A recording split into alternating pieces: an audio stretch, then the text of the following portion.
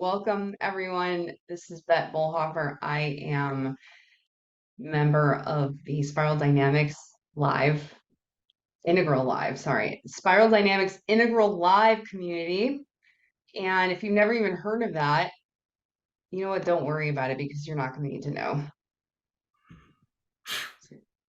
So I'm probably the weirdest person you ever met because not only have I worked in tech for 23 years, but now I have my own software company and my own yoga wellness company. So if you like the things that you see on here, come back to Spiral Dynamics because you're going to learn a lot more about this way of thinking. But also subscribe to my YouTube channel, total self promo here, and my Instagram to learn more. And also, I'm going to be doing some really revolutionary things, and you're going to want to go to Bett Bollhoefer to sign up for my newsletter to become part of the movement.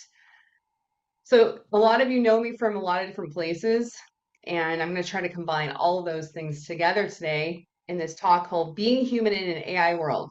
So full disclosure, I'm not going to actually talk that much about being human, but we are going to do a yoga practice for which you do not need any props and you can stay right in your seat.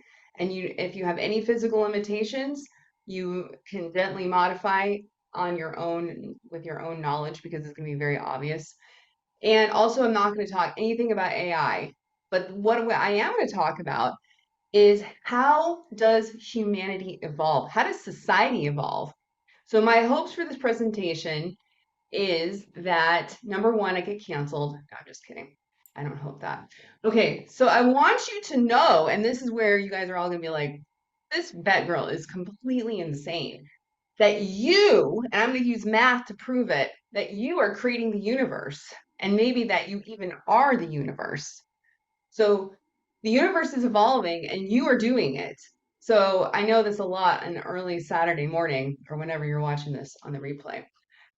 I'm also going to teach you an embodied technique to help decision making, and I'm hoping to have you feel and act towards increasing a sense of agency in yourself and in the world. So that's where this whole technology piece comes in, and then also feel and act towards a sense of gratitude, increasing a sense of gratitude in yourself and in the world.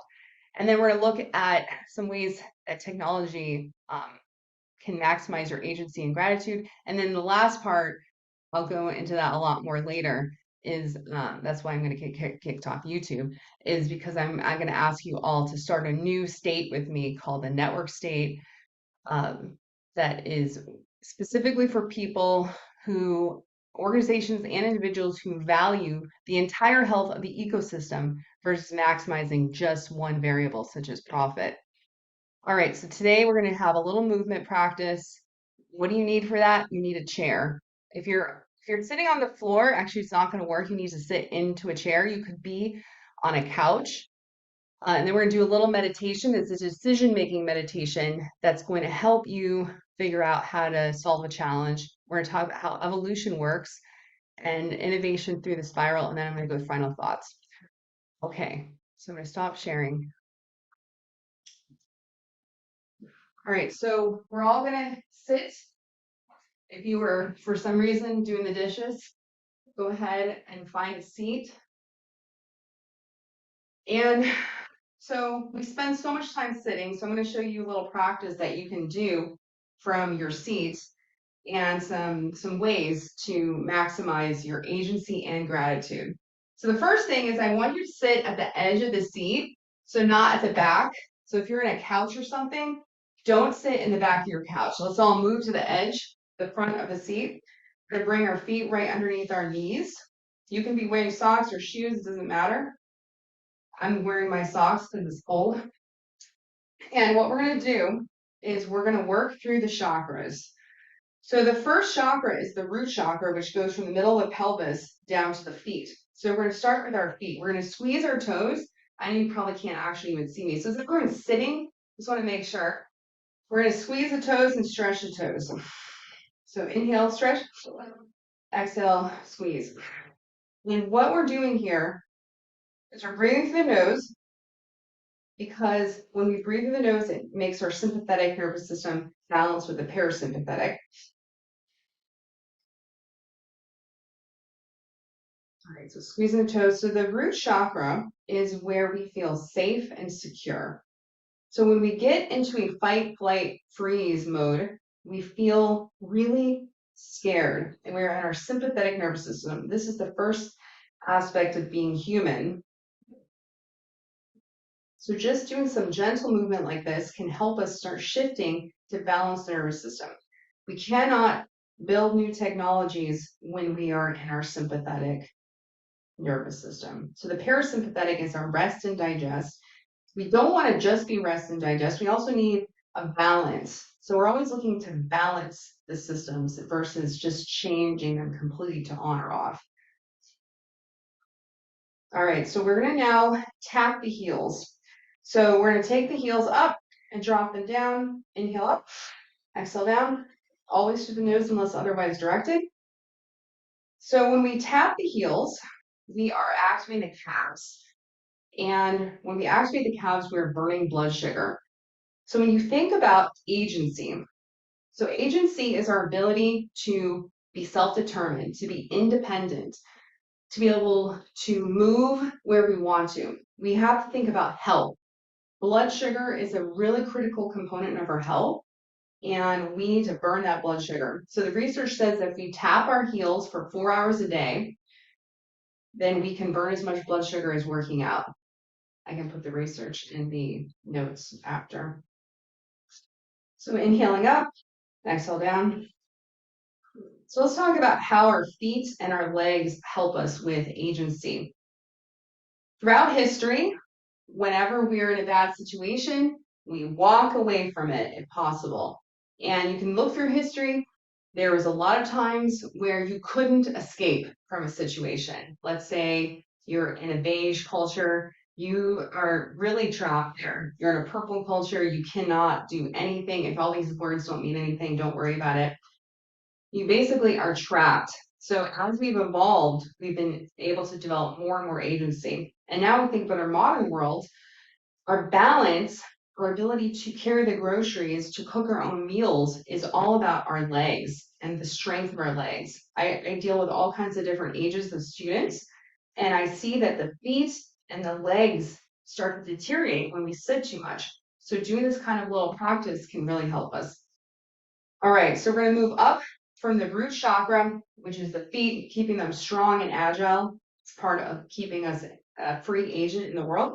We're going to move up to the sacral. So the sacral is between the belly and the pubic bone. And what we're going to do is push the belly forward with an inhale and then exhale down. So again, you have to be seated to really get the benefits of this. So we're really pushing the breath all the way out and pushing our belly forward. So the sacral is the next part of our agency. When we have our unique selves, when we feel free to be our unique selves, we have agency. You can think throughout the ages how we have not been able to express our opinions, to be our unique self. That's how you become a martyr, you become a witch that is burned. Being your unique self has been a dangerous thing throughout the ages. As we've become into the modern culture, we're actually able to be our own unique self. And if you hear any marketing person nowadays, they will tell you, you got to be yourself. So as we press the belly forward, with an inhale, exhale back, we are strengthening this sacral chakra to strengthen who we are, our unique identity in this world. All right, we're going to move now up to the solar plexus. So the solar plexus is right here in the middle of the back, or the abdomen. So now we're going to inhale that forward. And again, our chin is going to stay nice and still. We're not throwing the head back and forth. So we're getting really full, big breaths through the nose, exhaling all the air out. So the exhale, we're releasing toxins. We sit and do these shallow breaths most of the day. We're not releasing all that stale air. So we're going to really get a lot of movement here. Let me show you from the side so you see It's not a huge amount of movement. Most of the rest of my body is staying very still. My shoulders are still, my head is still. So our solar plexus is our personal power. When you think over the ages, how has an individual been able to create more and more personal power, to have an idea, to execute upon that idea, to build tools that help them to solve problems. And we're just in an age of so much personal power.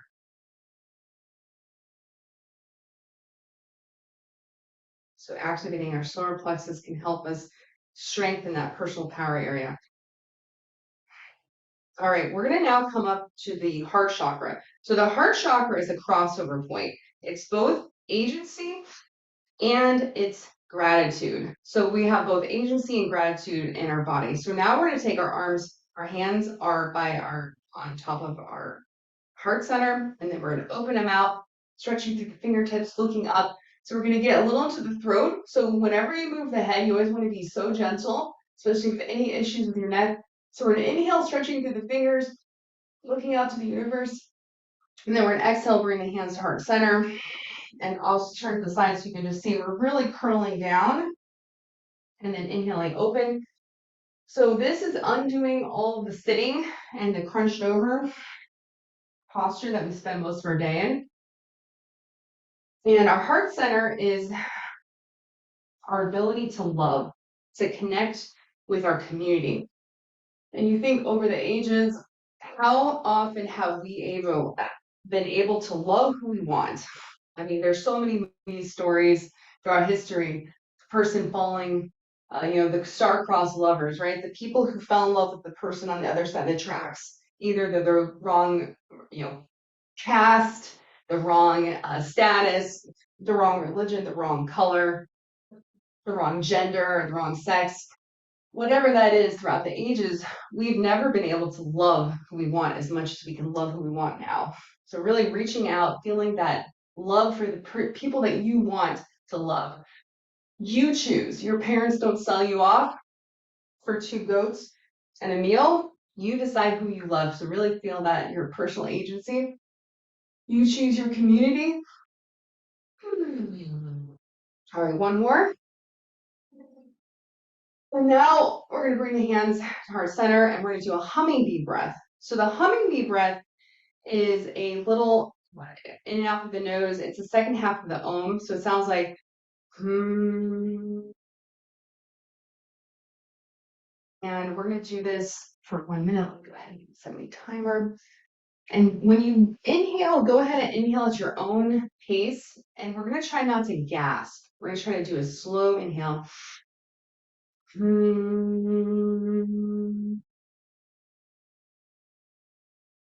Really feeling the resonance through your heart center and your whole body.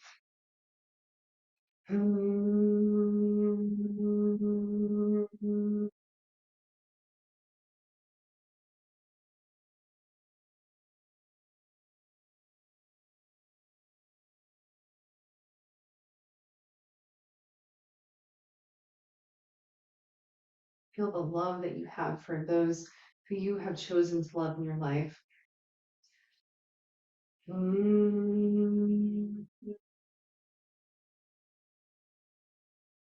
All right, last one.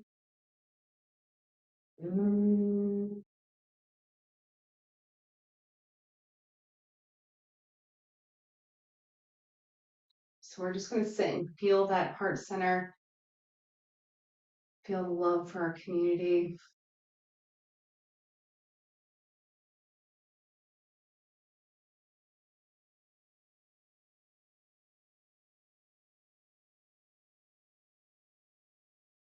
Beautiful. We're going to softly open the eyes.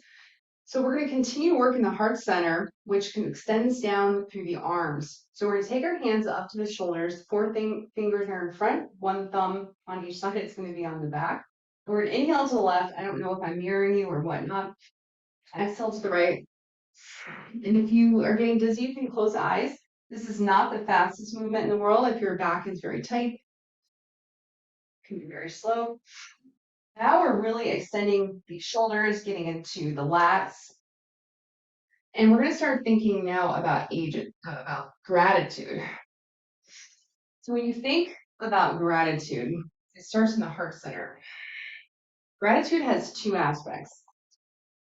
It has compassion, empathy, listening. So we first have to listen and get the signals on what the people who we love need. So when I wake up in the morning, my cats are telling me they want food. So I'm receiving the signals from my community that they want food. I'm listening and have empathy, I have compassion, and I feed them. When my husband asks for a certain kind of meal, I listen, I plan that, I serve. So the service comes from our heart center with compassion, and then it goes down to the hands. So we serve through the arms, through the fingers. So keeping our strong arms healthy is critical for us to serve. So if you use the computer for your work or you build things for people, you're using your arms. But first we have to listen, and that's where the signals come from. All right, let's just do one more. We'll take our arms down, shake them out. If your arms are getting tired, take a little break. So let's actually go ahead and take our hands out. And as you look at your hands, we're going to stretch them with an inhale, exhale, make a little fist. So we're going to think about how much we serve our family, our loved ones, our community. How many things do we build for those we love? We solve problems with these little hands of ours, so we need to keep them strong and agile.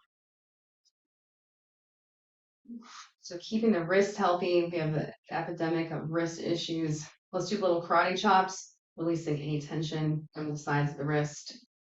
And then we'll do little waves. Okay, so keeping the hands strong and agile is important. We're gonna take our hands back up. We're gonna lift the elbows up above our head and then exhale down. So this movement's coming from our lats, the side of the body. Inhaling up, exhale down. So we're continuing. Now we're getting a little bit more into the neck. So the neck is the throat chakra. And this is where we speak our unique words. So if you think again through the ages, how often has an individual been able to speak their unique words? It's like in the beginning, and when you had a tribal society, you say something not right, and now you're cast out, and that means death. So just from an agency standpoint, being able to speak your unique voice, your thoughts, your ideas, it's really, really dangerous. And then you go to the further up in the future, we have the printing press, and we were able to write our thoughts down, share them widely. And now we have the internet, we can share our ideas even more widely. So cultivating our unique perspectives, our voice is really critical in the modern age. And so let's think about the gratitude. When we speak to our loved ones, are we saying things that are constructive? Are we building them up? Are we just bringing so much joy to their lives through our words? And we think about the people we serve in our community. What are we saying that's bringing them joy and happiness and gratitude? And the compassion and the empathy come in here. So when we speak, we want to really make sure we're bringing the gratitude and the empathy, listening for the things, the signals that are coming in. All right, we're going to now strengthen the neck. So we're going to take the right hand above the right ear. We're going to drop the elbow down towards the right side, and then we're going to press the hand into the head into the hand. My fingertips are on the top of my head. My nose is pointing forward. We're going to do 5 deep breaths.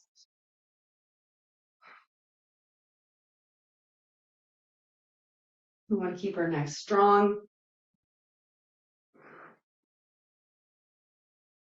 And 5. And then we're going to come up very slowly so we're not pulling or making any injury to the neck. We're going to bring now the left hand above the left ear. We're going to drop that left elbow down, 5 deep breaths. Keeping your neck strong is a critical thing for our agency and to continue to serve our community. One more. coming up. All right, we're gonna bring the interlace the fingers, bring the hands behind the head, press the head into the hands, hands into the head. I'm gonna turn from the side, 5 deep press. So I'm really pressing my head into the hands. I'm squeezing my shoulder blades.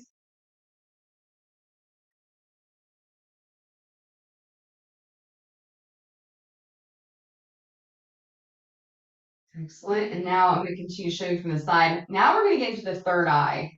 All right. So the third eye is our intuition. It is right between the eyebrows in the middle of the forehead. We're going to take that hands right above the eyebrows. And we're going to press the head down and the hands into the head. 5 breaths.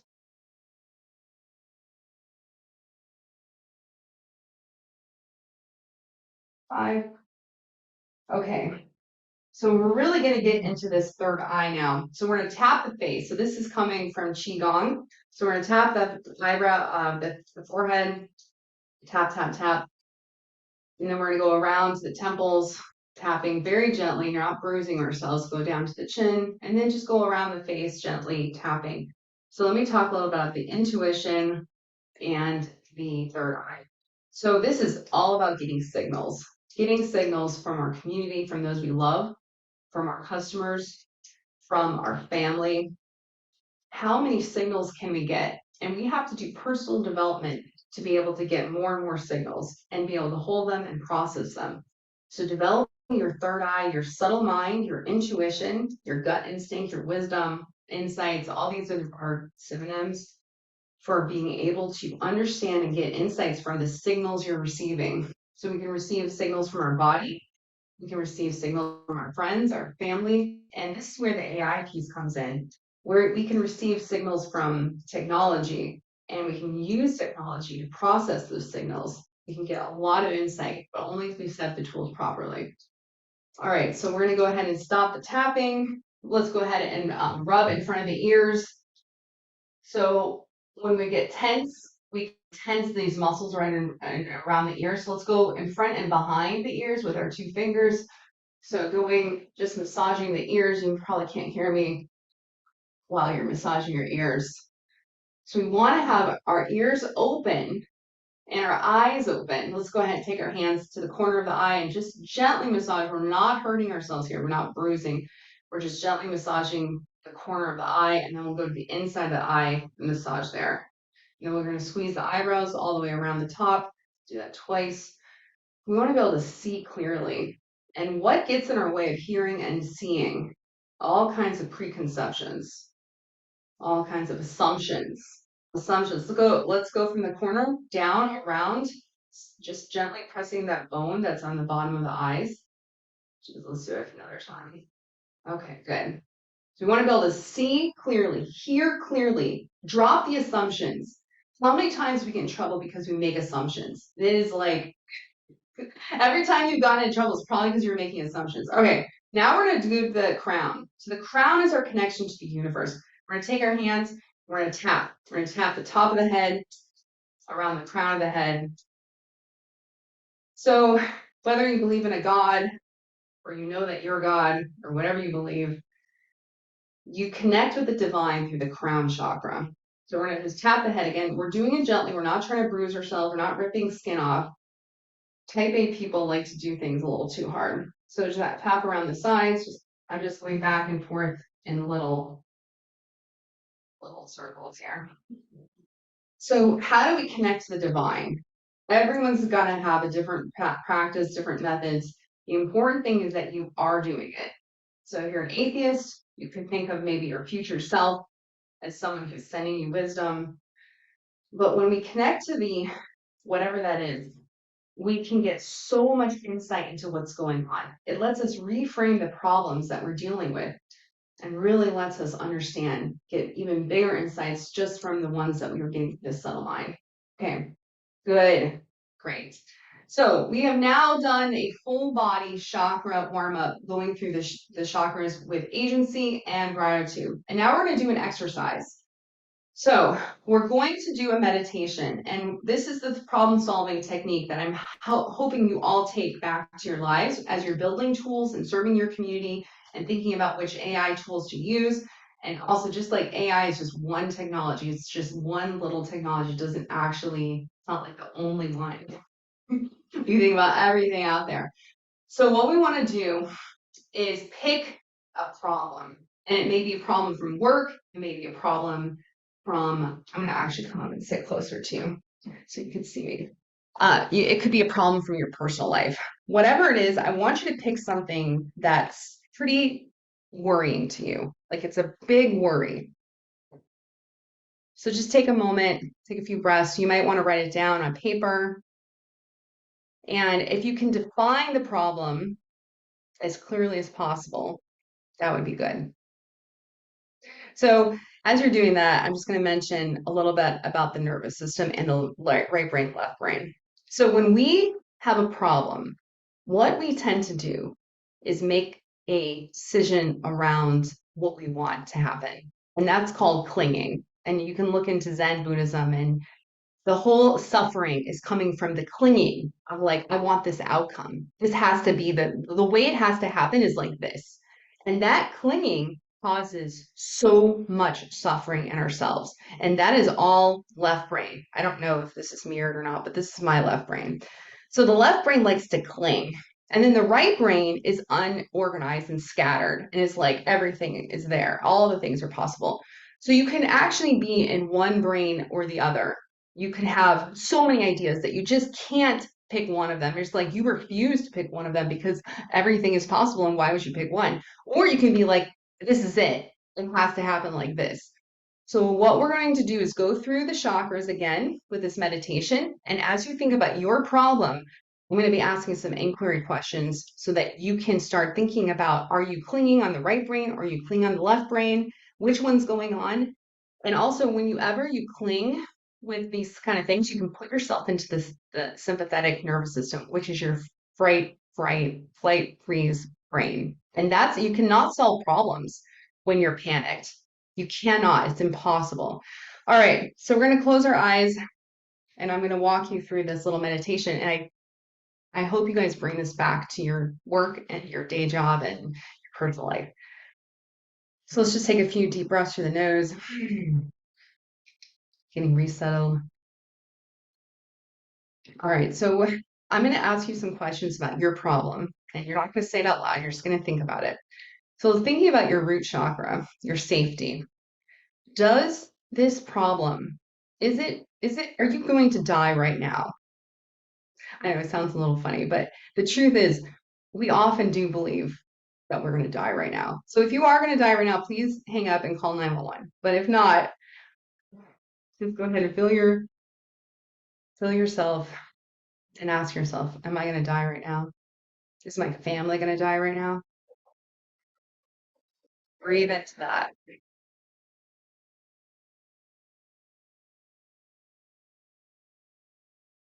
And if the answer is no, I'm not going to die right now, but eventually I'm going to die, then it's not an immediate problem. You can actually move to the parasympathetic or actually balance the sympathetic parasympathetic and then take time to rationally decide what to do. As long as you're not going to die right now, your root chakra is safe. All right, we're going to now move to the sacral. Does this problem prevent you from being your unique self? Does it block you? Does it stop you from feeling agency? Does it stop you from expressing gratitude or getting gratitude from others? So just breathe into that. Is this blocking you from being your unique self? And if you want to visualize or even put your hand on your belly, feel free.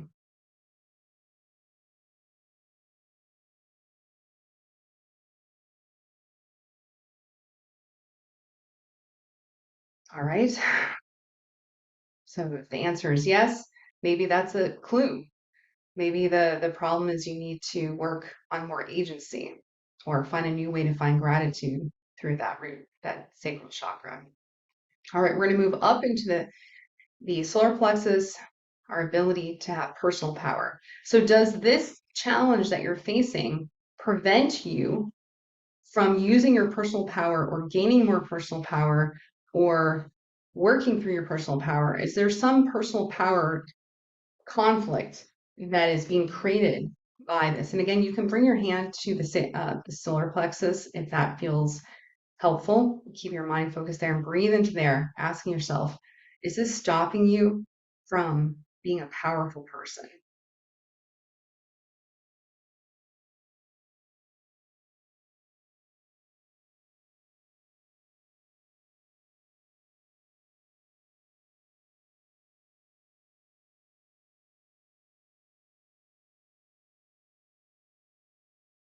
Hmm. All right. So we're going to now come up to the heart chakra. Remember, the heart chakra is agency and gratitude.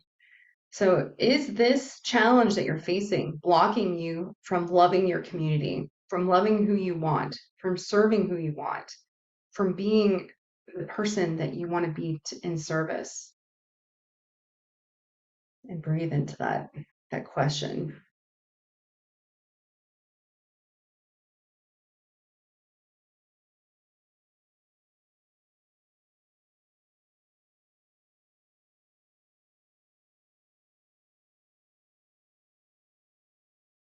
All right, we're going to move up to the throat chakra. Again, you can use your hands if that feels good to you. Bring your attention to the throat. Does this challenge stop you from speaking? Does it stop you from bringing your own unique voice? And how and why? Is it fear of ridicule? What's happening there? Really breathe into this area and think about that.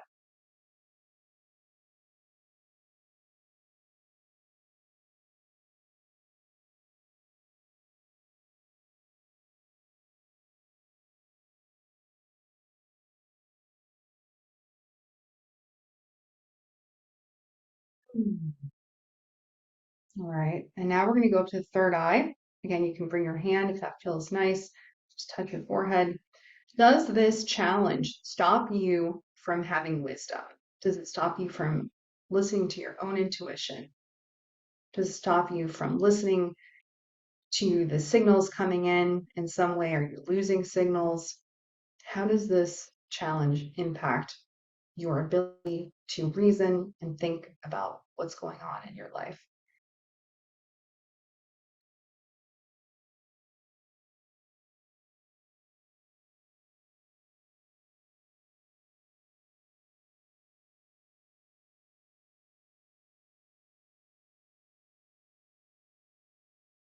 All right, we're going to go up to the crown. So if you want to, you can bring your hand up to your head, but if your arms are very tired, you can just visualize crowning your head.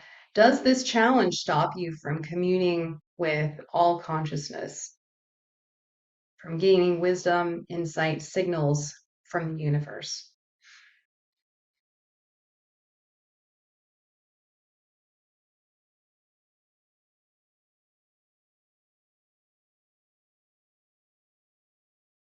Hmm. All right, softly open the eyes. That was exactly 5 minutes. So just think about this as a way to reframe problems. And I'm just going to tell you a real quick story about this. So I was fostering this kitten. It was so cute and I really loved it. I caught it from the neighborhood and I was taming it. But I got to the point where it was fighting with my other cat and it was just causing so much problems in my family. And so I decided I was going to let it go. So I found a family to take it. And then I had so much anxiety, I couldn't sleep. And you guys are like, that needs like more hobbies in her life. But the truth is, I couldn't even sleep. I was having like this panic attack about this kitten. And I was like, what's going on? So I went through the chakras, just like we did just now. And I realized it was in my heart chakra because I wanted to love this kitten myself. Like I wanted to love it. But I realized that it was stopping me from loving my cats. So I was going to let someone else love it after I made this real recognition that it was in my heart chakra, that someone else is going to love the cat, and then I'm going to be able to love my own cats better. So being able to understand where in your body this problem is happening can help you then make a decision to make a change. All right. How's everyone doing? Some thumbs up? Everyone still here? How many people are still awake? Yay! Okay, great. I'm going to go back to my PowerPoint now. Okay, so we did our movement, we did our meditation. So this is a quote from myself, which I first had in quotes, but I was told you can't put your own quotes in quotes. Anyways, the left brain fantasizes that its tools will become sentient. And it goes both ways. Some people are scared they're going to become terrible and kill you, and some of them are just have this utopian view that the tool is going to make life so much better. But this is a fantasy. A tool is a tool. And over history, we've built tools. And the more we can get into this body, empowerment of the whole chakra system, right brain, left brain, there's 1,000 tools out there that can help you do this. This is one I developed. You can see things clearly, that a tool is a tool. It's not going to become sentient. Don't worry about that. Okay, so let's jump back to this bigger picture. This is what I'm obsessed with right now, and what's keeping me up every night is how does society evolve? Okay, if we want to understand how to use AI, we need to understand how does society evolve? That's the question. All right, so here's my theory. So we start off as a caveman, we move to a villager, we move to the hierarchy of the church and the state, and then finally we get our iPhone. So this is, remember I told you scientifically, mathematically, I'm going to prove that you are the change. You, that's right, I'm looking right at you. You're the change. So if we think about integration, which I took calculus 1, 2, and 3 in my computer science degree, we understand that you sum up all the pieces and you create the whole. The whole comes from the summing up of everything. So, yes, mathematically, you are creating the universe. But how does that exactly happen? So, each of us is getting signals. So, we just went through the whole body and looked at how we're getting these signals through the subtle mind, through the senses, through our intuition, through the universe. And we have to decide. And I've been obsessed with pain, but I realize it's beyond just pain. It's not just pain. There's all kinds of signals. We have to decide. We have to make a choice. You have full agency. You're going to ignore the signal. You're going to numb out the signal. And by the way, if you look at our current society, we have 1,000 ways to numb. 1,000, if not 10,000. And finally, we can act. So when we act, we are building or using tools. And I'm sure you guys can argue with me about there's probably 18 more ways to act. But anyways, we build or use tools. We improve, we build processes. So I'm using the word tool. It can also be used technology. It can also be processes, methods, systems, products. These are all ideas that are around the same word, synonyms. So tool, there you go. Humans, and there's always these like things like how do you define a human? And Harari says humans are the ones who tell stories. I think humans are the ones who build and use tools. We build and use tools. We may tell stories along the way. So as we move up the spiral, we develop more agency and we can listen to more signals. All right, so I have this whole story, which I probably don't have time to go into, but when you think about purple society, I mean, it's not even purple society, right? It's just like purple. These folks were trying to survive and they were having to be very innovative. So they have very limited agency. So I built this little kind of framework of how to think of innovation through each spiral level. And if you don't know what spiral dynamics is, you can Google it later. Don't worry about it. So it's just a way of looking at human development over time. So they had limited agency to the things that they found in their environment. They had limited gratitude, so that compassion, the empathy, the listening, to being able to bless others was also limited to their immediate family, right? Or just the people that they've gathered together. The signal quality. So we're really going to be interested in signals because AI is all about signals. Tools are all about using signals. And the signal quality is extremely loud. When there's a lion chasing you, you really know it. You have all your senses, everything's vivid. So someone is off mute. Is it possible that whoever just joined could please go on mute? Thank you so Okay. much. All right. So the struggle, I'm going to go through the struggle at different levels. The struggle is to move from from an objectively necessary sympathetic nervous response. So when I say objectively necessary, when the lion is chasing you, you must run. This is the right response. You run and you run fast, and you try to grab some family members as you go. Uh, so it's really important for you to run and then find a place of safety. And once you're in a safe place, and then you can sit and think deeply about the root cause and how to build a tool to solve the problem. So thinking about teamwork, it's your family. They trust you, you trust them, and you're going to work together to solve the problem that you've got. So I'm going to go through innovation at each level here. So red. So red, now we have a larger group of people, maybe 150 people who are able to work together to build tools that can modify and combine things into axes and shovels. So you're using tools and you have a bunch of new skills. You have technical skills, there's physical strength, there's argument. You can argue with someone to get them to help you build a well. So this guy is building a well right here. And the gratitude now, so think about like you have a thirsty community and they're looking at you like, can you help us? What do we do? And so you're using your intuition, you're using your strength, you build a tool, and now you dig the well. So that way you can get water. And your whole community, 150-ish people, will be so thankful and fill you with gratitude for helping them solve this problem. So again, you have clear signal, you know what's going on, everyone's thirsty, they're telling you they're thirsty. You can use your senses to get that. So again, if you're literally dying of thirst, you're not going to be able to solve the problem. You've got to get some water and then think deeply like, how do we get water? And then use your senses and problem solve to build a well. And you use power. So a red society is all about power. So might makes right. Fear, the skill of your words or your success. So if you start building a well and you see there's water, then others will be like, oh, this person knows what they're doing. Let's follow them. And that's how you get people to do help you.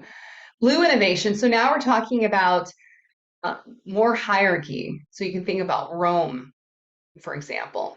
There's a lot of other ones, but let's just think about Rome. So these are people building the cistern. So now we have the ability to learn from other cities and states on the use of tools.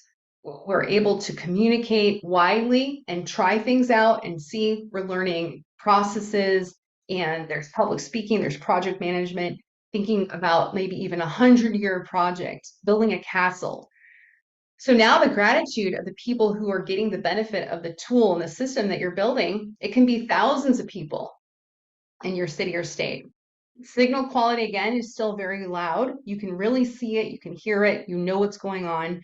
The struggle is all about aligning these powers of hierarchy. You want the leader of your city to bless you and give you the resources you need to build your problem solution. And then teamwork, you're going to have technical skills to convince the hierarchy to endow you with the funds to pay skilled laborers and manual laborers to work for you. Now let's look at orange. So orange is our modern scientific society, which is the most dominant right now. So agency, you are able to publish papers, read papers, look at the assumptions, look at the results, really get refined on how you're building your tools. There's all kinds of rhetoric, writing, project management. I mean, there's so much here. You can read this on your own. Gratitude. You can bless the entire globe. You can listen to the entire globe of paying customers. You can build them something that they're going to love and be so thankful for. That's going to change the world. Signal quality. So this is really challenging when you're building this infinite possibilities. It's very loud. So Steve Jobs said that he didn't build the iPhone because people asked him for it. He listened deeply to his own needs in his own body when he was out, walking and didn't have 1,000 songs in his pocket. But he also listened and watched what other people needed, not that they told him. So being able to gather the signals through all our senses, through our intuition, through all the chakras, we're able to interpret these signals. And this, by the way, is where technology comes in. So we have a lot of big data. We have data gathering, data aggregation, data analysis, storage. All of these things are really critical, and really AI can help a lot with this signal to noise interpreting. Struggle, aligning funders. So when you think of Orange, it's huge corporations. They're the ones who win. And of course you have startups, but you have the state. But really, the ones who do the innovation, actually, a lot of times it's small companies, but then they get bought or they turn into very large companies. So, aligning funders to give you resources or finding a way to bootstrap something on your own is the struggle. So, also experimenting with product market fit faster than your competitors. And for teamwork, you want to use all the possible skills to get your team to focus on the top priority to win. All right, look at green. So, now, the thing with green is really about the signals. We're able to listen at green for more signals. And it's not just the paying customers. Notice that orange, you're listening to the paying customers. Okay, the gratitude and empathy is for paying customers. When you go to green, you listen to the external stakeholders. It's the water that's being polluted, it's the air that's being polluted. It's the miners who are working slave labor to pull the rare minerals out of the earth. It's the factory worker whose hands are being destroyed by the processes to build the system, to build the tool. So you really, really start becoming more empathetic, you have more emotional skills, and you're able to deeply listen to all of these voices all across the whole spectrum of the ecosystem. So if you're able to successfully build a green technology, you're extending your gratitude, your empathy, your compassion to the entire globe, not just humans, but ecosystems, animals, oceans, atmospheres, and so on. The signal is still very loud and noisy. It's very, very challenging. Again, technology has to be used here to understand and interpret the signals coming in. Aligning around one thing. So the thing that I see the challenge in green organizations or green technology is that you aligning around one thing at a time, because basically everyone who's involved is like, but this one's also important, but we need to do that too because it's so critical. And there's an inability to focus. So the struggle is trying to align everybody to make one impact at a time. Measure the change using all those skills to focus on action. Teamwork, again, is focusing on action. Top priority to make an impact. All right, yellow. So now we're getting into more like sci-fi area. So yellow, the ability to listen deeply. So we're still here with this incredible empathy. The more we develop this ability to have empathy and gratitude in our heart chakra, listening, extending out this love for the whole entire ecosystem. And then we want to increase agency and gratitude for every single life, plant, non-life, all the things in the ecosystem. We want everything to be healthy. Our skills are huge: emotional, technical, ecological, leading without authority, motivating volunteers sustainably without burning them out, leveraging all types of resources effectively. Gratitude, again, entire globe. Signal quality, extraordinarily challenging to find out the signal from the noise. And the struggle, learning to use all possible skills to make an impact. Teamwork, again, how do you focus your people to work on impact? Whew. All right. How do we get a society? This is my question, and I would love for people to answer this question. How do we get a society where we are all maximizing our agency and our gratitude? Not just a few elites, not just, someone special. I'm talking about everyone, and I'm talking about even animals and plants and trees. So my answer, which I'm glad to discuss after this, is we need to use signals. Oh my goodness. So when we don't use signals, we're using assumptions. And assumptions get us really, really in trouble. We need to use signals. We need to use data. We need to gather the data. We need to analyze the data. We need to use the chakras, the wisdom to recognize and understand the data that we're getting. We need to use signals to maximize our own agency by learning and using new technologies. So if you say, this new technology is dangerous, it's scary, I'm not going to use it, you are failing. Okay, we need to use signals to build tools and products that maximize our customers' agency. And when we say customer, it's actually the whole ecosystem agency. So of course, we're doing one thing at a time. Using signals to build tools and products that maximize both the depth of gratitude from our customers and the number of customers. So let's think about gluten-free bakery that doesn't have any nuts. So that I can't eat nuts and I can't have gluten. So as I think about the depth of gratitude, if I find a bakery, which I do have, I'm able to get delicious things from that bakery because they have thought deeply about me and my needs. And so maybe they don't have like the hugest customer base, but we're so thankful to them. So as you think about either depth of gratitude, like your family, your husband, your kids, your pets, they're deeply gratitude to you as you serve them. Or you can think about the widest number of people. Are we just going to make a product that everybody's going to want and love? All right, so I pulled some pictures together so you can think about the kind of things that we can build. This girl is able to get all the knowledge through her 3D headset, and this lady who was unfortunately very injured has now an exoskeleton that lets her continue to be having agency. So both of these are people who are very full of gratitude for the products that someone's built for them, and they're having more agency because now she knows more. And this lady can continue to buy her own groceries and cook her own meal with this nice exosuit. So what have we learned about agency? At each level, we're able to gather more signals, internal signals. These signals create personal growth, leading to increased agency. We're able to build our agency when we step up, learn a new skill, build a new tool, process, or system, gather more resources. And we can also understand and process more and act on more signals. What have we learned about gratitude? At each level, we're able to gather more signals and scale our work or depth deepen our work. External signals create society growth, increase agency for more people, gratitude for the person building the technology. And we get more gratitude when we scale, building a deeply niched product or scaling a product, creating new tools with more people. Okay, I'm like almost done.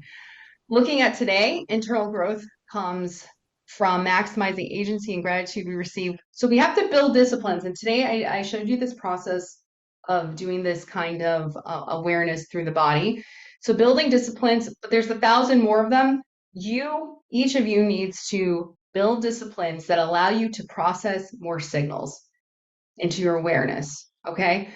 You need to gain more insights from those signals. How can you be so wise to understand the things that are coming through your senses? What do they mean? How do you put them in context? And to be able to prioritize and operationalize those signals. So that's the internal growth. And then external growth, society, is building tools to allow more people to have signals, building tools and technologies to gain more signals and insights, and then operationalizing and prioritizing those signals. All right, final thoughts. How do we evolve into a fully yellow society, full of yellow organizations, when the org structures are very resistant to change? I mean, we see this all the time. People are constantly telling me, I can't do that because the system won't let me. It's systemic. All right, so these legacy structures, by the way, are fighting for their very existence. So this is what I recommend. I recommend that we create a network state based on Balaji Srinivasan's work. I just finished the book this week. So join my network state. Let's have an organization, let's have a group of organizations and individuals who value the entire health of the ecosystem versus maximizing one variable. So go to Bett Bollhoefer to join my list. Remember that you are the evolving and totally powerful universal consciousness. Yeah, good job, Bett. All right, guys. I told you I'm going to get totally canceled. All right, so I would love to hear from you. You can raise your hands, and if you want to say like, "Oh, Bett, you're going to be canceled now." What's going on? What's on your mind? I see Barbara's hand. Barbara, hi. I find it so. Can you hear me? Yes. I find it so interesting that you brought up agency because in the last couple of weeks, from all sorts of different people. I've heard the same thing. What individuals lack is not knowledge. They lack efficacy, and they truly don't believe that they have any agency. And so if you can't believe in your own agency, it's a real problem. And I see that at all stages. I don't think it's unique to any one stage. We just seem to be in a culture um, where the individual feels total lack of agency. The system just is so overwhelming that even folks that otherwise seem to be very talented entrepreneurs and stuff have come to the point of thinking there's no hope. And you know what? It's the narratives. Back to Harari, the stories that our media is pumping into us is that there's no hope. And you know why? Because they don't want us to have an agency because we might actually overthrow it and go into a yellow society where all of us have maximum agency and maximum gratitude. I told you I'm going to be revolutionary today. So yeah, every single infrastructure, the current systems absolutely are terrified of the amount of power we have. That's why I'm trying to remind you all, you are infinitely powerful. And anyone who's telling you you're not, they're trying to keep you in your place. Who's next? So you can just tell me, by the way, this is a trial run for this talk. So if you have like, oh, Bett, you lost me at blah, blah, blah, or I don't believe in the chakras, like get some science here. Like whatever you want to share, I'm perfectly interested. Veronica wants her money back because thought I was going to do overwhelming AI talk. Sorry, Veronica. Do you still want this part of presentation recorded, Bett? I can edit it if I need to. Okay. All right, so who else? All right, so Sphere is going to teach us about agency and so agency. I've been talking to a lot of people. What does agency mean? It means freedom. It means our ability to act in the world. And when I really think back, especially for women and also minorities and everybody who's not like the number one person, agency is like not a thing. Like when I got I got a crown last week. I was thinking about how lucky I am to live in this modern age where, first of all, if I told someone that my tooth hurts, they actually cared. Because think about over the years, if I was like in some medieval city, in some village, and I was like, my tooth hurts, they're like, you're a woman, get back out there and keep shoveling poop. Right? I mean, like the fact that anyone cares, and then all the modern technology that someone cared so much about me to help me build a better tooth. Anyways, I'm just so thankful. All right, to Sphere. Feedback, I'm not sure I understand what you are suggesting here.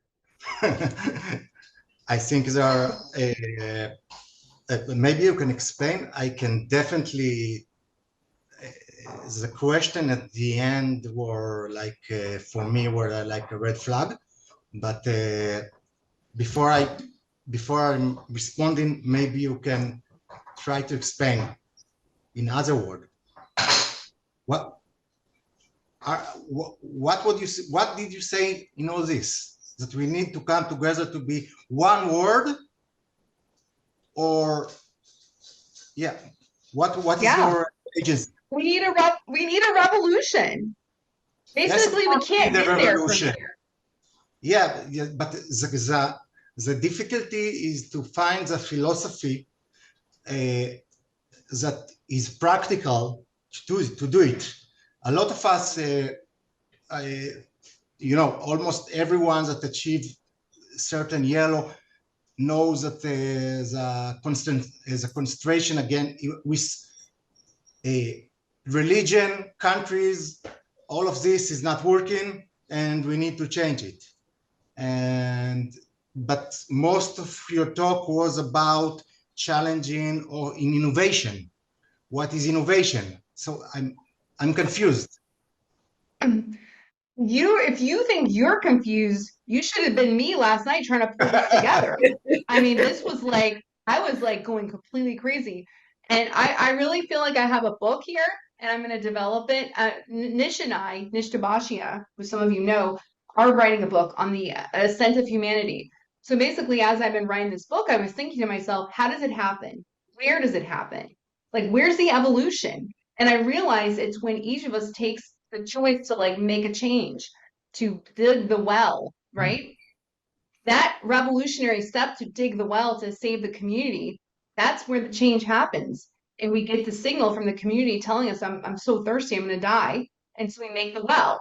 So to sphere, the way this is built is that I just was thinking about how does the change happen? It's when we take action. But and I see in our society is that people want to sit back and wait for someone else. And everyone's telling us to stop doing something, like go sit and listen to the narratives from the blessed sources. So yeah, I mean, we just need a revolution because the orange structures are trying to hold us back. And how does it happen, Sphere? I don't have the answers, but I'll write Yes, in my because book. okay, I will just I will just say this. For many years, I've been following a few initiation of becoming one word. There is one group who even deliver passport for people for creating one word. And there's a lot of different events when the European Union start, there was some kind of goal of this being starting of making one word, and it's definitely a goal. But since then we learned some sorry, my dog is barking.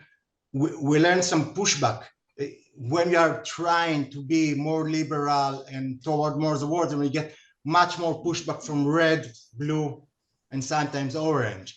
And we realize that innovation in many ways, it's not the ability to innovate is not what make it. It doesn't make you more conscious. It doesn't take you to a higher level in the spiral, because you can create great innovation which are brilliant, but they're coming from a different motivation, like motivations and stuff like that. So sometimes when people sensing too much, innovating too much, if they don't have the right motivations, they're doing big harms. So we learn by here to control it, to regulate it, and this is all so complex together that I'm not criticizing. Maybe I didn't understand, but I'm saying my whole existence is about creating this new world.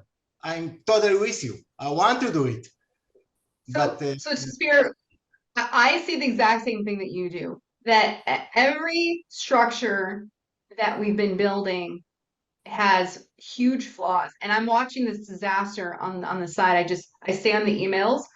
And the thing is, as yellow, we need all the spiral. So there's structure inside of each of the layers that have to be used. And I think a lot of these utopian ideals don't have any blue in them. And so they have no structure. There's no hierarchy. I think that you have to and I don't know the answer. I'm trying to tell you, like there's some new value of maximized gratitude and agency for every ecosystem, not just life, but everything, rocks too, right? And it's like we have to have new structures to bring people together, to focus them to work and not on like one problem at a time, not just boil the ocean. So anyways, Sphere, I know you're trying to get an answer out of me. no, I just want to say one last thing. Sorry, one Okay. last thing. I think you should change the answer. The answer you asked at the end, if you can go back to I don't remember it, but Okay. just change the answer. We might get totally different. What answer? What question? The questions, not the answer. What was the question? Question. Uh-huh. Questions that you ask us. Yeah. At the next. Before this. Before. One page with a big question. All right, let me go. How do you? Yes, I think by changing this question, we can get something else and Okay. more. Sphere, I'm happy to hear what you think because I don't know the answers. All right, to Sphere, thank you. All right, I'm just gonna go by the people I see, and that's Steve next. And I haven't seen you in a long time, so it's good to see you. Hi, Beth. Hi, thanks. No, thank you for the presentation. Yeah, I like various aspects of it. So I like the embodiment at the beginning. I think it's good to kind of get back into the body. That's one thing that's generally missing from our culture. And I think you're right. That's where you find the root of your agency, basically, and the basis of all of your senses and how you more genuinely receive information from the world rather than just staying entirely in the conceptual mind. So I kind of I think that was good and a good starting place. My question is more around because I'm also a kind of fan of this network idea of lots of little nodes doing their own thing basically, but connected and kind of supporting each other in some way. So it allows a kind of localized, particularity. Things can be appropriate to their little location in physical or cyberspace or whatever, but there's a kind of shared attitude or shared concerns between them, and then you get the whole power of the whole network. And I think that's an idea that's kind of coming up from lots of different sources.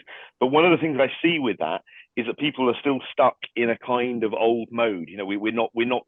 It's a newish idea for most of us. We've been steeped in blue orange kind of thing, maybe a bit of green, and the idea of the sort of trusting the network seems to be quite challenging for a lot of people.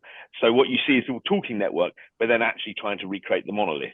So they want their own network that they want to control, or they want to build in their own image or whatever.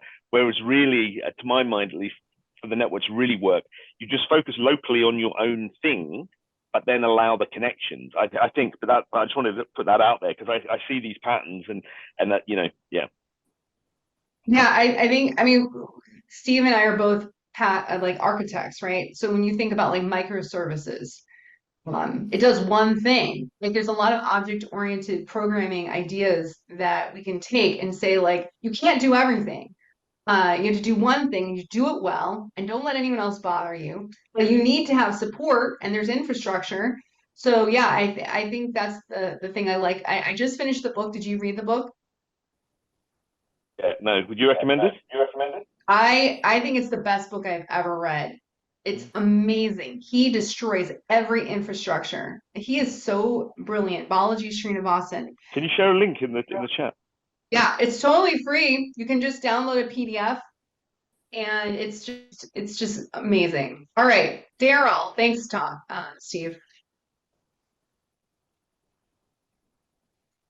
Good morning, Daryl. Another person on the West Coast along with me. I had to figure out how to turn my speaker, my microphone back on. Anyway, I came in late, and so I missed the embodiment thing, but would love to hear more about it. But my hit was that it was really a good take and a different take. And I would say the way I would address your question is that I wasn't thinking about as I listened to it, I didn't think about, well, how do we all eventually get to a place of bliss and everyone is in sync? I'm not with that. But what I am with, and what it did make sense, first off, with the agency and the gratitude inquiry, very solidly on, because each value system must deal with it in a different way. And the reward systems for which a signal actually prompts, so to speak, a reaction that is constructive, let's put it like that. Then the emphasis really needs to be on, as you treated it, in my mind anyway, on what is it that each value system needs in order to be fully open, aware, and receptive of what's next for it in a natural sense. So to suggest, you're not, there's an awareness somewhere, whether it's an architect designing it for society or a businesswoman making it so that the new launch company is going to be all it needs to be. Whatever the motivation behind an agent, so to speak, to use the terminology of the presentation, it really has to resonate, I don't think, for the entire health of the spiral, although that's a wonderful goal. I think if each value systems manifest people who are actually at their core resonating with more that particular value system than one or two others, even though they may have access capabilities in one or two others, but they find themselves centered in red all the time or whatever. They may have been aware of blue at some point and even have a tad bit of orange in them. But when you get right down to it and they get nervous or something like that, where do they go? They go to red. If a person resonates orange and the challenge is becoming very complex, then they might call upon that capability, that competency to deal with that orange crisis, so to speak. So what I got out of it was, in order to have AI augment the natural intelligence and level of complexity a person has innately, to me, it's like, do all you can do to make orange as dense and as open as possible. It's only when the orange has fully gone to the top of the node of that experience before the green starts to emerge because it's necessary. I think augmenting that human experience, when you could juxtapose it against, well, what's the value of having artificial intelligence involved? Well, the value to me of having artificial intelligence involved is that it could or should, if the architect designing stuff gets it right, make sure that throughout the planet, this is how you get to that bliss thing, even though I think that's very hard to do and may even be unrealistic. How you get to that is you make sure whatever natural habitat exists in which a value system is permeating that environment, that society, you have those signals managed. I don't know if you can manage the signal or what, but you have a design so that blue, purple, red, orange, green, yellow, all of them have been designed, and it might be by different agents, so to speak, different experts who go about the world so they can make sure the purple and red environment of South America or Africa have been designed with these people in mind. Like your experience with your going to the dentist and getting your tooth filled. With people in those societies, getting water and feeding their families is more important than a whole lot of other things. So the designer of a purple red solution to make sure that group is open and what's next to them comes naturally. That's kind of how I see it. I think is an excellent topic for a book. I mean, I say this last thing, and I realize I say this last thing a lot, and somebody pointed out to me, you say that a lot and then you keep talking, Daryl, but I apologize. But the thought you had about personal growth, that's a brand new area. Personal growth, utilizing AI, it's an undefined thing right now. So that's a great subject for a book, Beth. I think personal growth is, because I've done Spiral Dynamics workshops and all that, but they tend to be focused on corporations or organizations. I've never really led with a workshop for Spiral Dynamics Integral on simply personal growth. And so I think where you ended up with the personal growth inquiry was really powerful. That's my 2 cents. Nice, Daryl. I'm glad you're here so early in the morning. Yeah, it's tough, but I didn't want to miss it. Thank you so much. Mm-hmm. All right, Veronica. All right, Beth, thank you for the embodied component. It's always nice to do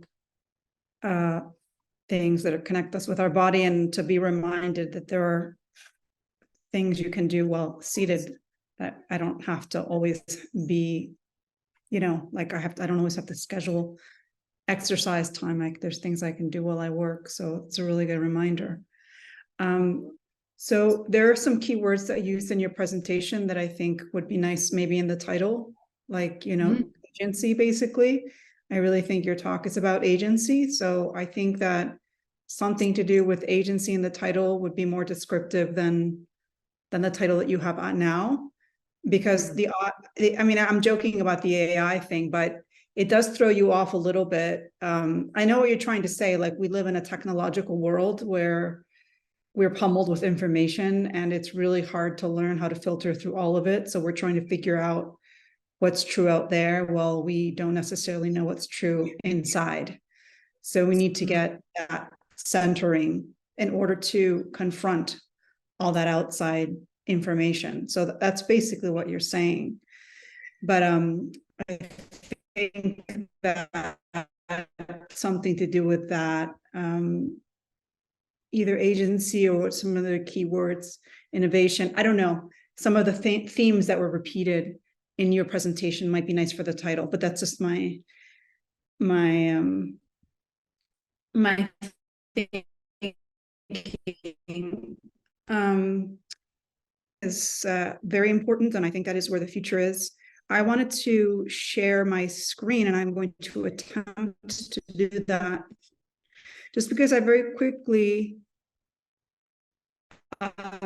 copied and pasted some sort of follow Matthias Stefano's work lately. And in fact, it's a group of people who are part of this planetary consciousness movement. Now, there are many, I mean, there are a lot of people that are trying different ways to evolve through different group dynamics or with different nexus. So there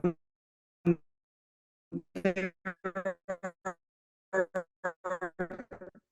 many ways to do this, or we can try to do an interconnected world, so it's kind of hard to do it completely alone.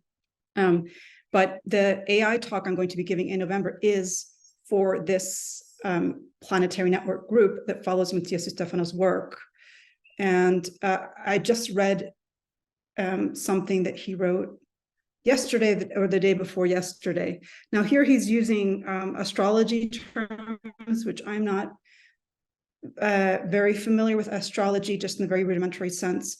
Again, our astrology can just be an archetype for different ways of being and perceiving the world. You guys know that famous song, "This is the dawning of the age of Aquarius." Aquarius does symbolize a new age, which even though it seemed to be snuffed out after the hippie movement, but I think that was just the first glimmer of something new. And it's going to continue in a different way. So this is a quote that he said: Aquarius seeks to create, Aquarius being not only the archetype, but the new age now, basically what is arising now. Aquarius seeks to create networks of conscious people who constantly innovate.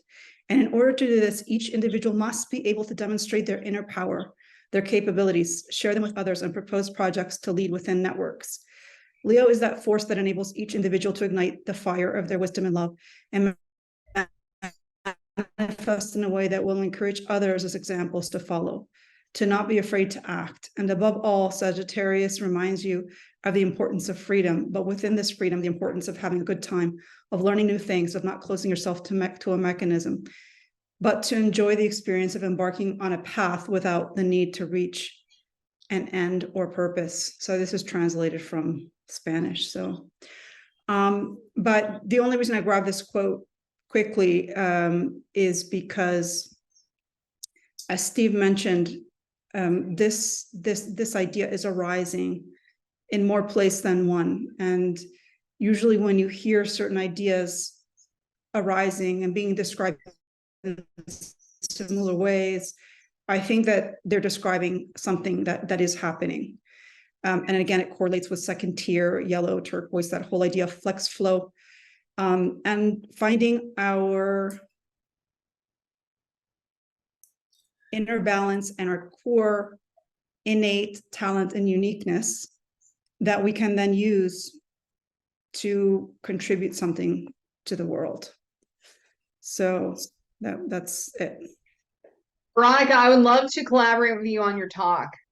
The Age of Aquarius is something so exciting to me, and I learned about it in my yoga teacher training.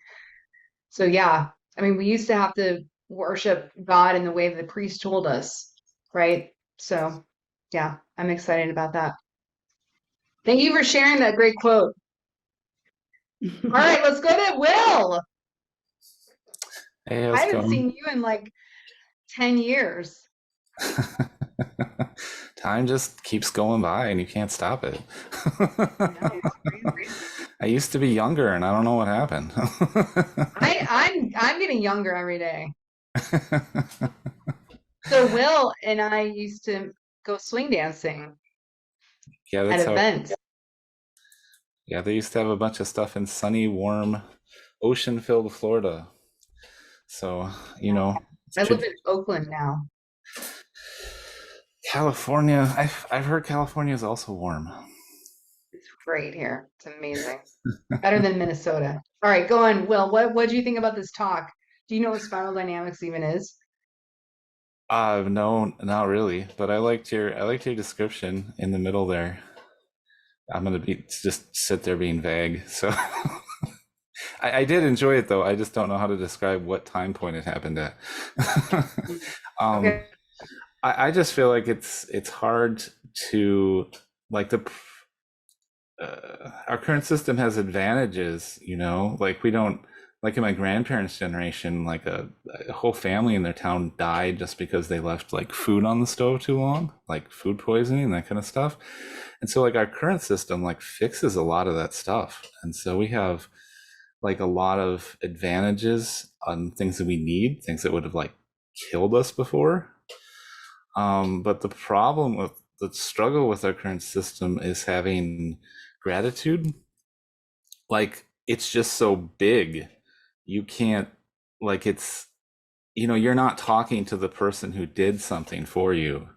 A human, normal, natural sense of gratitude with the person who did something for you, for this person who you're doing something for, or even the other way, if you're the boss and the people who work for you, it's hard to maintain a sense of gratitude when you have like 10,000 people at your company, right? Like you can't, a human being just can't sit there and have gratitude for 10,000 people. You'll go crazy.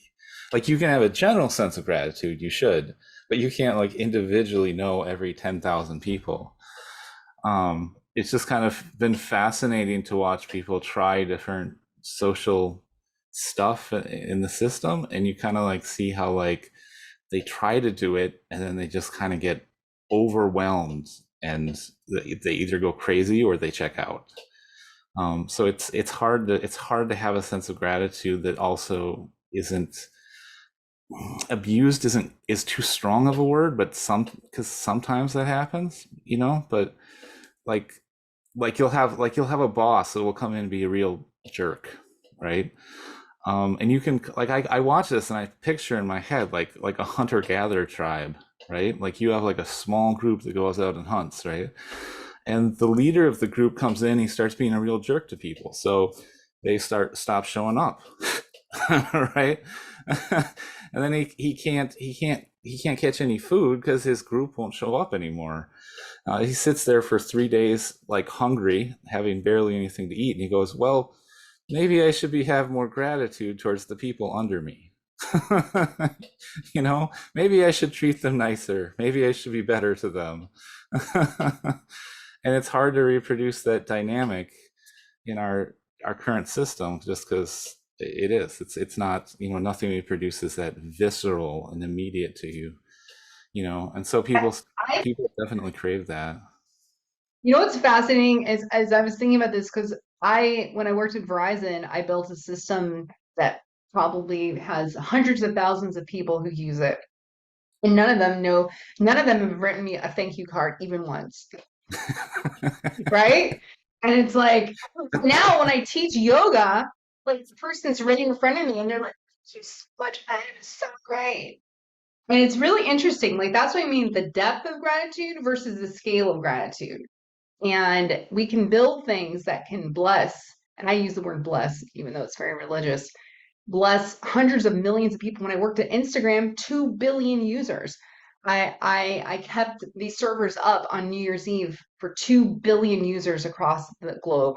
As each time zone moved to New Year's Eve, I had written a program plan and tested everything to make sure everything was up and running for New Year's Eve. None of them wrote me a single letter. Can you believe that?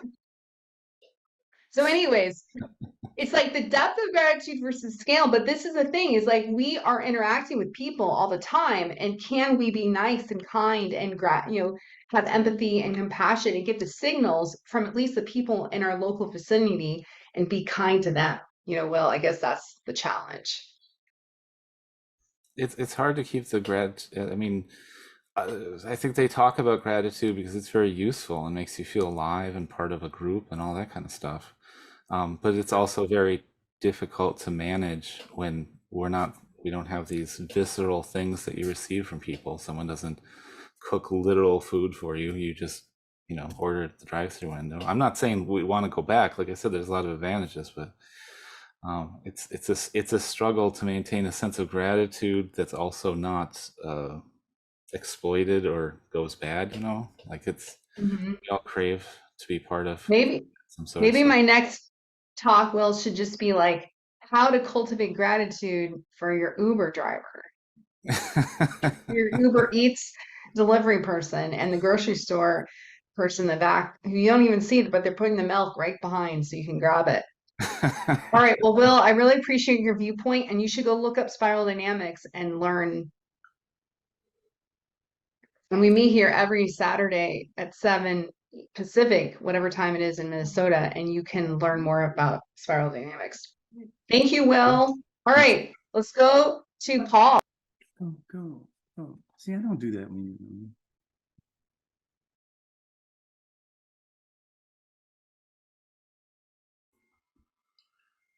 I really appreciate the fact that you did start this thing with a grounding embodiment exercise that I think it did add to the overall impact and probably set the stage for you know going from your body up into your head with a presentation.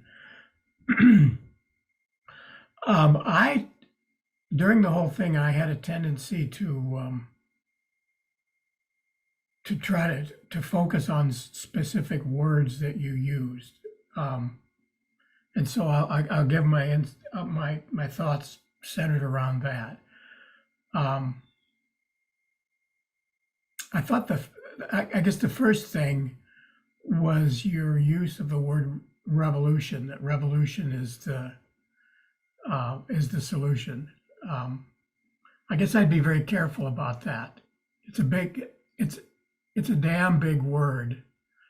Uh, one one person's interpretation of revolution is, well, this is a totally new, innovative way to do things, and so we need this revolution. Another way, particularly when you're talking about big issues like this, another totally legitimate and historically based definition of revolution is identify who the other is and kill him. So I guess I'd be very careful about using the word revolution. Maybe a little more definition there. And the other one, and this isn't so much a criticism of it, but the word gratitude. I think it's a great what you did with the gratitude and how you use gratitude is really it's really good. I guess the thing that, and I guess I'll just throw it out as a question.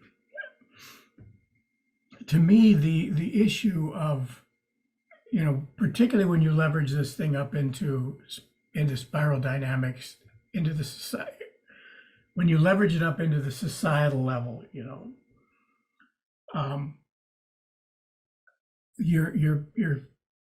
your embodiment exercise, a lot of what you talked about in the presentation, you were really getting at the issue of self-agency, how to develop self-agency.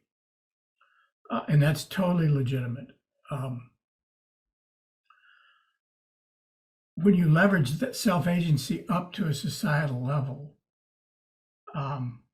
you really have to get into the issue of how do you balance individual self-agency and a deep responsibility to the collective good.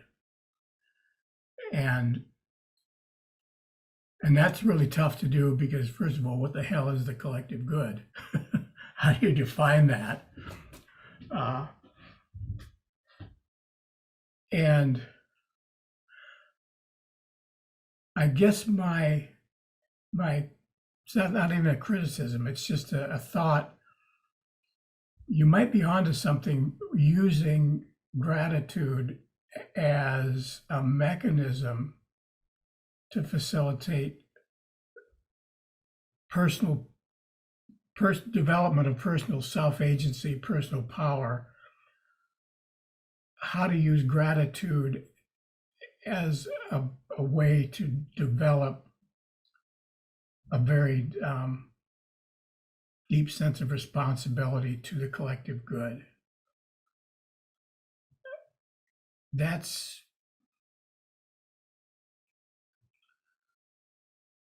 I see potential there, but I guess I wasn't able to put the pieces together, and that's maybe something that you could develop more. Ooh, Yes. I can help. Well, Josh hasn't Okay. talked. I'll let Josh. I always want to say something about this before you go, Daryl, and that is, and believe me, I had so many things that I wanted to say, and I was trying to like just boil it down, and I rewrote the speech like 8 times. But basically, if you maximize just agency, you become a dictator. If you maximize Right. just gratitude, you're just like a lump, just sitting somewhere feeling compassion and love for everyone. You have to do them both. That's why the lines always maximize gratitude and agency, because you want to be blessing other people with the tools and resources that you're building, right? You have to do both of them together. Yeah. And it could be I just didn't, in the total swirl of everything, I didn't quite put those two together, but it sounds like Well, you've I done, failed then. well, I need to make it more obvious. yeah. Well, anyway, I guess that's with that explanation, yeah, I think using gratitude as a balancing thing is probably a way to get at that big challenge of how do you develop strong sense of self-agency without becoming a dictator, without becoming an evil person. Thank you so much, Paul. I'm going to update it to make it more obvious. Daryl, help me. So my hit is this, and I don't know if in the treatment you had, Josh fell off, I guess. Anyway. He's there. Oh, okay. I was going to defer to Josh. Did you want to go first, Josh? You haven't spoken yet, so I'll wait. I can wait till after you finish. He shook his head no. Okay. He Okay, wants all you to talk. Okay. So I can't recall exactly if you dealt with the topic of networks. What did you say about networks in the presentation? Guys, I have to make a presentation that I can do in like 30 minutes. No, that's right. That's fine.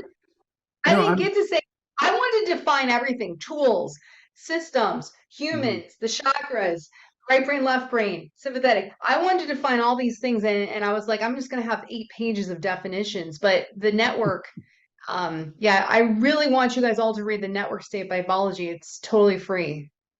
Yeah, I want to check that out, but I read a different book on network, a book called, I'd like to look into that book, because I read a book called The Seventh Sense, and I went and grabbed it when I was listening to the presentation. It's Joshua Cooper Ramo. But the reason I bring this book up is because he makes the point, a really, really striking point, which kind of relates to some of what we're talking about. But he differentiates when he speaks of network. He more or less is saying we're at the end of the age of enlightenment, and that as far as he's concerned, what he's putting forward is that we have entered the age of networks. Now, these networks could be social networks, they could be natural networks, they could be connections, however you want to define them.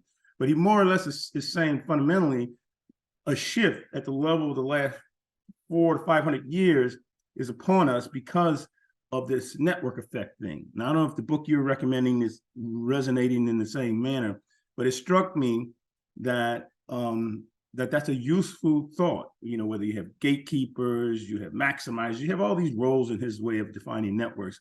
And I just thought it was an apropos topic to this subject, sort of germane in many ways, because my hit is that the framing of the talk, I got and thought, ooh, this is good, you know, and my thought went naturally to, well, I wonder what, I couldn't remember exactly what she said about networks, but I thought it's in the mix there. So like you said, you know, what you're saying, Beth, reminds me of a friend of mine who's a minister who said, well, he had advised me once on giving a talk, and he said, well, when I prepare for a talk, Daryl, as a minister, I, as he described it, minister from his overflow. That is, he has researched it, taught and learned and done so much.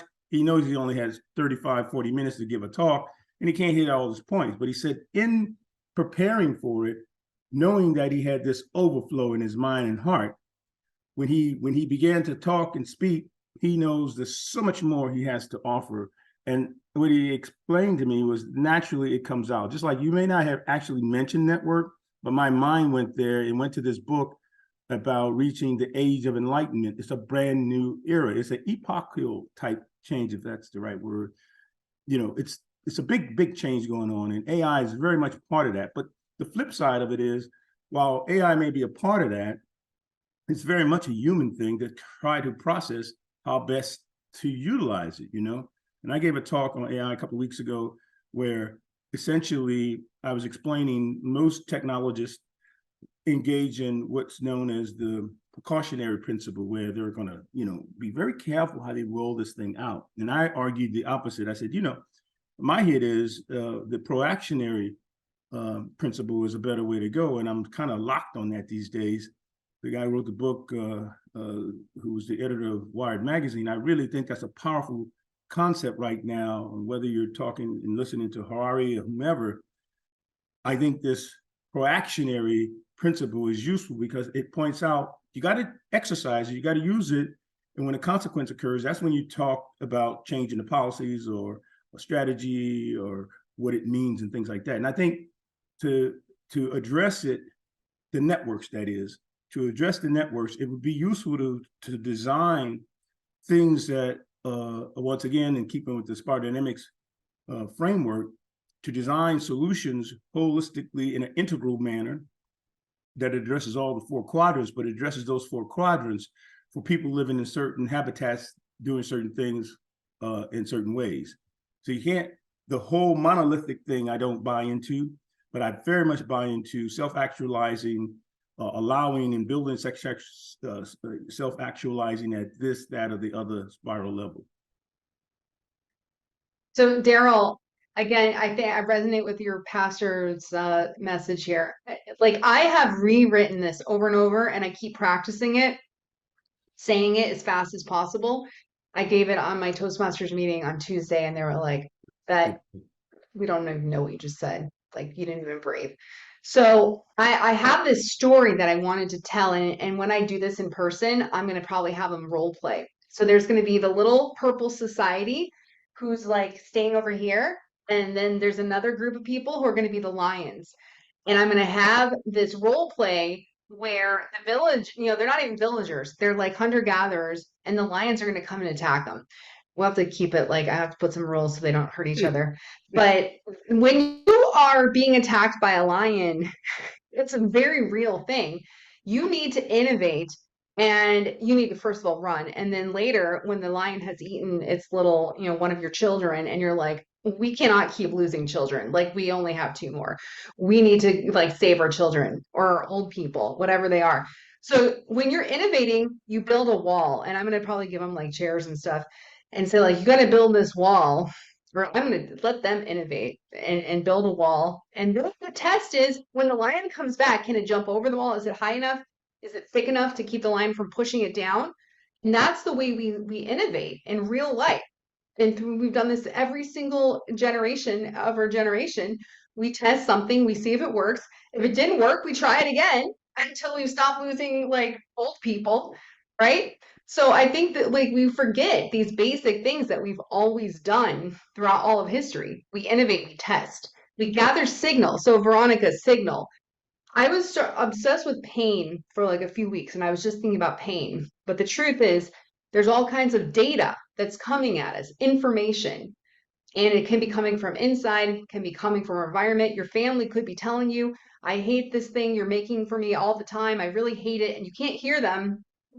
And finally, you're like, oh, I need to stop making this food for them. They hate it, right? So it's like getting data from your people. How quickly can you get the data? And you think about our institutions, we're telling them, stop doing this thing to us. We hate it. And they're not listening to us. So it's like getting signal. And you know what? The thing is, the reason why we can't hear, and I'm using my heart center, is because it's scary to us. It's going to change us, and we're terrified. And so when we get signal and we don't want it, we push it away, and we're like, no, I'm not taking that signal. So actually, the ability to listen is a discipline, which I believe yoga, but other people maybe martial arts, Daryl, you know.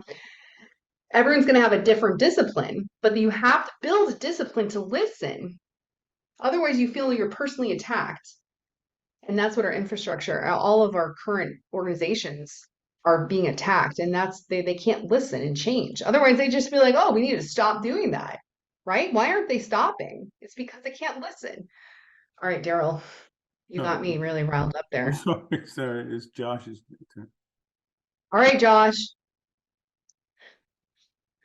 Yeah, I was just going to touch upon something that Paul had said in response to the gratitude and agency thing. And I was just thinking about gratitude and agency in orange and green and how they're different, or there are things lacking or whatever. In terms of gratitude in orange, I don't know. I guess orange certainly can have gratitude, but it doesn't seem like a major feature in orange. It always seems to be, this isn't enough.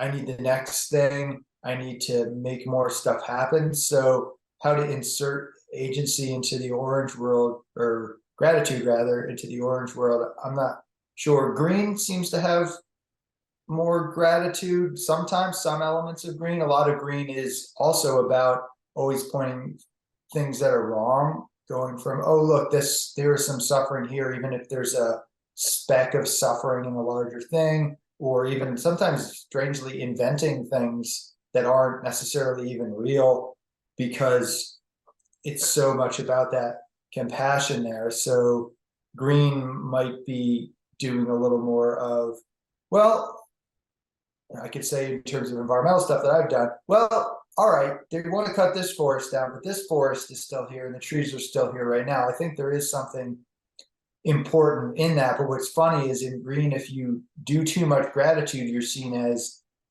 against the cause, right? You're like, well, it's kind of, as a Jew, I'm like, it is a little better for Jews than it was 70 years ago. Oh, it sounds like, you know, whatever. But then agency. So orange is very good at agency. So I think of almost in terms of the wellness thing. So wellness these days, which I think came from a green root, really, maybe not, but let's just say organic food. Let's just use that, which may or may not have come from green, but was popularized by green, let's just say. So I think about during the worst part of the pandemic at natural grocers, where there are so many people who were like, I need to get my healthy vegetables to keep my immune system, which makes sense to me. That's what I was doing. But it was also the largest contingent of people who were like going apeshit over having to wear a mask in the store because that was a store policy, and they'd have all these protests and they'd be violent. And it's like they were lacking that green of like, well, that's really nice if, you know, to be honest, eating kale does not protect you from viruses, but let's just say it helps a little bit. Maybe you're going to spread that virus to somebody else who isn't eating enough kale, but that didn't occur to them. Their agency in that wellness world, whatever. Whereas I think the wellness in agency, maybe in green, is I'm going to do this thing because it's healthy for me, but I'm also going to take into account, whoa, this is destroying the soil a lot less. This has a larger positive impact, as opposed to just, I want to avoid chemicals because of myself. It's like, well, this is good for my community. And I think a lot of those folks were a lot better in the worst parts of the pandemic. Is like, all right, well, maybe I'm not going to die, but that guy might. So let me just not be a dick for a minute. So yeah, agency, gratitude, are they the opposite? I don't think so. But I think finding that balance between, and I know I struggle with gratitude a lot because I'm always trying to point out things that are wrong. So yeah. It's just something I was thinking.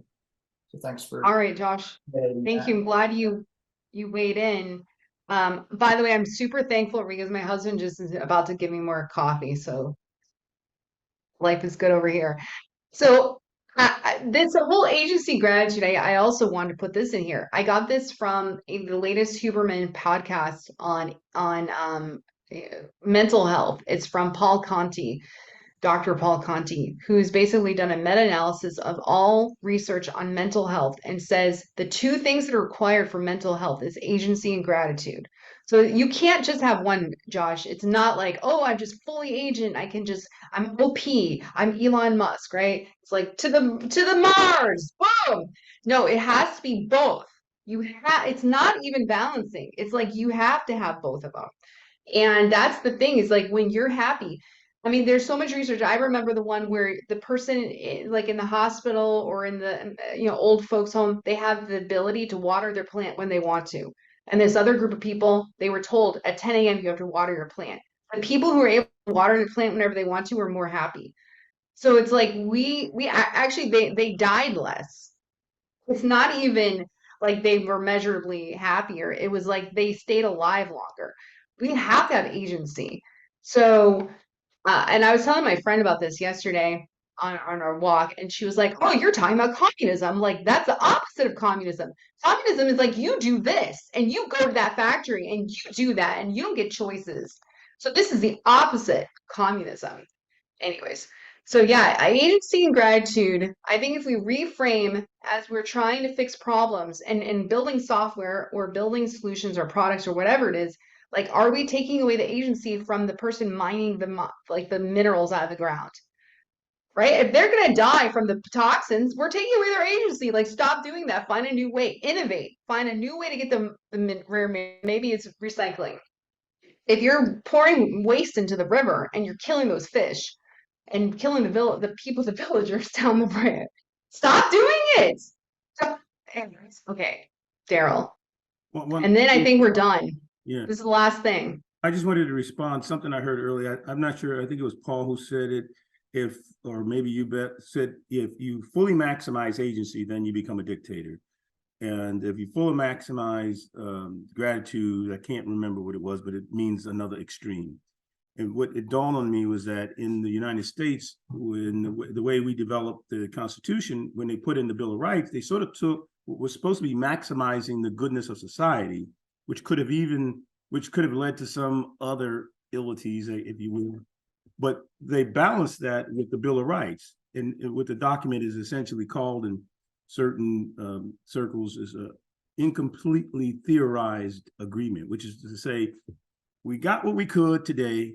Mind you, this was done at the beginning of the Enlightenment. We got what we could today.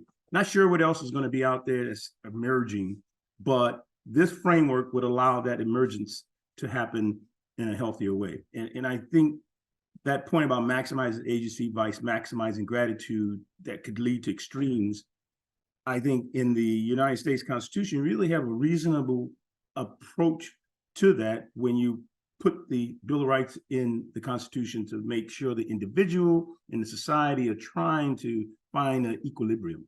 Anyway, that just hit my brain on that. I totally agree. And in fact, I've been reviewing the International Universal Declaration of Human Rights.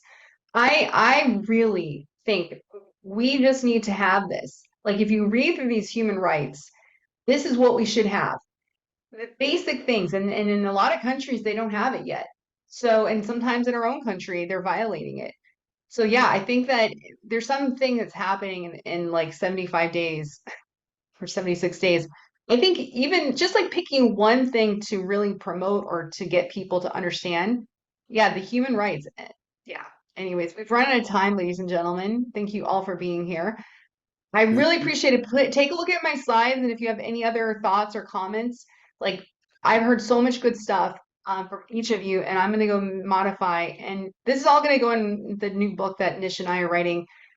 And the question is, like, how does humanity evolve? That's the question that I'm trying to answer. And I'm saying we each make action because we're creating the universe. So thank you all so much. And by the way, tonight, Daryl, the Integral Stage is having an in-person meetup, but you're probably too far away. It's in Concord, which is like probably hours. Yeah, I can't get there. It's too far. Daryl and Josh, did you guys see my emails? I haven't seen any lately, but I'll go look. You need to look at my email. We're having to postpone the event.